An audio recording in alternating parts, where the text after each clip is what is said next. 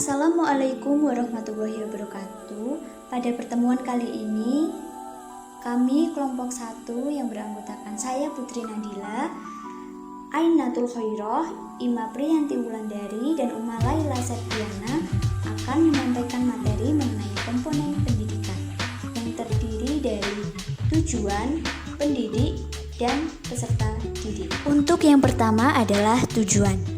Tujuan pendidikan didasari oleh sifat ilmu pendidikan yang normatif dan praktis. Sebagai ilmu pengetahuan normatif, ilmu pendidikan merumuskan kaidah-kaidah, norma-norma, dan ukuran tingkah laku manusia. Sebagai ilmu pengetahuan praktis, tugas pendidikan dalam hal ini adalah pendidik menanamkan sistem norma tingkah laku yang dijunjung oleh lembaga pendidikan dalam masyarakat. Tujuan pendidik yaitu untuk berkembangnya potensi peserta didik agar menjadi manusia yang beriman dan bertakwa kepada Tuhan Yang Maha Esa, berakhlak mulia, sehat, berilmu, cakap, kreatif, mandiri, dan menjadi warga negara yang demokratis serta bertanggung jawab. Terwujudnya manusia Indonesia yang berkualitas, cerdas, beriman, beriptek, dan berakhlakul karimah. Salah satu unsur terpenting dari proses kependidikan adalah adanya pendidik. Pengertian pendidik. Pendidik adalah orang yang diserai tugas atau amanah untuk mendidik. Dalam Undang-Undang Nomor 20 Tahun 2003 tentang Sistem Pendidikan Nasional, pada bab 11 pasal 39 tentang pendidik dan tenaga kependidikan dinyatakan bahwa pendidik merupakan tenaga profesional yang bertugas merencanakan dan melaksanakan proses pembelajaran, menilai hasil pembelajaran, melakukan pembimbingan dan pelatihan, serta melakukan penelitian dan pengabdian kepada masyarakat, terutama bagi pendidik di perguruan tinggi. Kemudian, kategori pendidik. Yang pertama, orang tua. Kelahiran seorang anak dalam suatu keluarga mengubah status orang tua menjadi pendidik karena kodrat. Orang tua menjadi pendidik pertama dan utama yang paling bertanggung jawab terhadap perkembangan jasmani dan rohani peserta didik. Yang kedua, orang dewasa.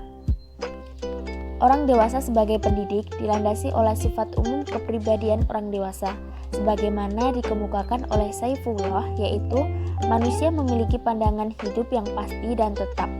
Manusia yang telah memiliki tujuan hidup atau cita-cita tertentu, termasuk cita-cita untuk mendidik. Yang ketiga, pendidik di sekolah.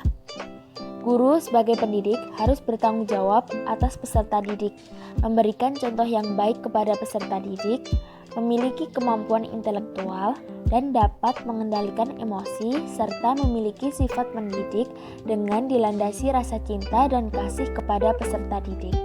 Yang terakhir, pemimpin masyarakat dan pimpinan keagamaan.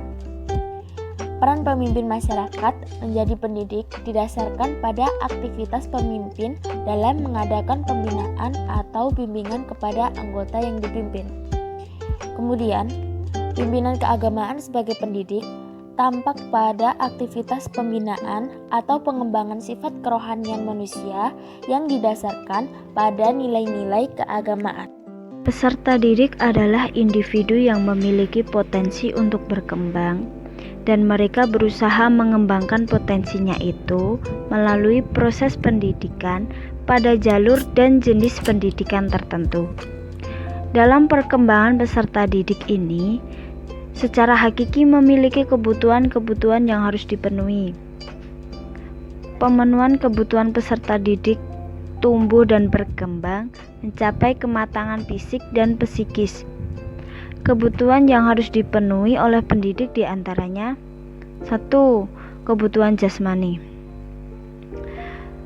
Tuntunan siswa yang bersifat jasmaniah seperti kesehatan jasmani, yang dalam hal ini olahraga menjadi materi utama.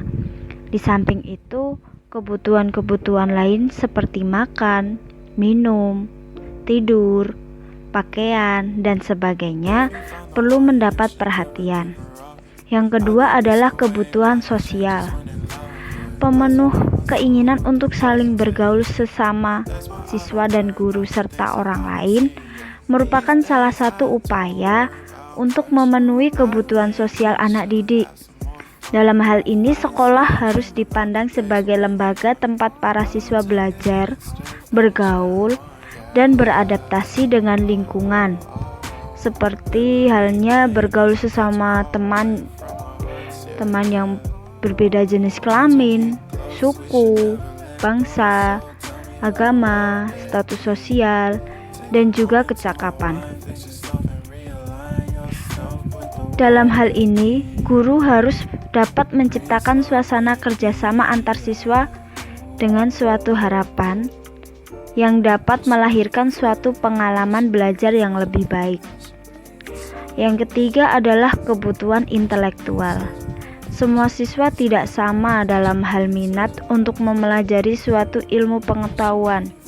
Mungkin ada yang lebih berminat belajar ekonomi, atau belajar sejarah, atau belajar biologi, atau matematika, atau yang lainnya. Minat semacam ini tidak dapat dipaksakan kalau ingin mencapai hasil belajar yang optimal.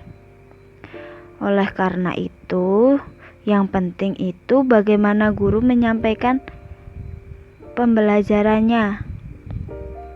Menurut Syamsul Nijar, beberapa hakikat peserta didik dan implikasinya terhadap pendidikan Islam yaitu peserta didik bukan merupakan miniatur orang dewasa, akan tetapi peserta didik memiliki dunia sendiri.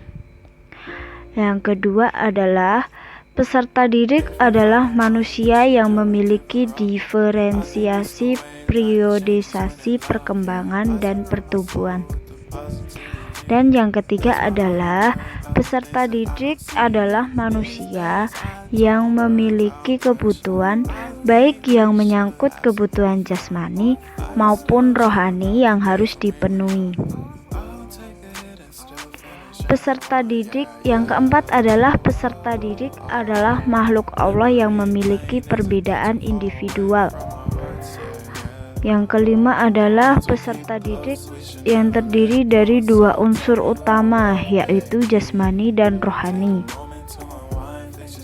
Serta yang keenam adalah peserta didik adalah manusia yang memiliki potensi atau fitrah yang dapat dikembangkan dan berkembang secara dinamis. Sekian yang bisa kelompok kami sampaikan.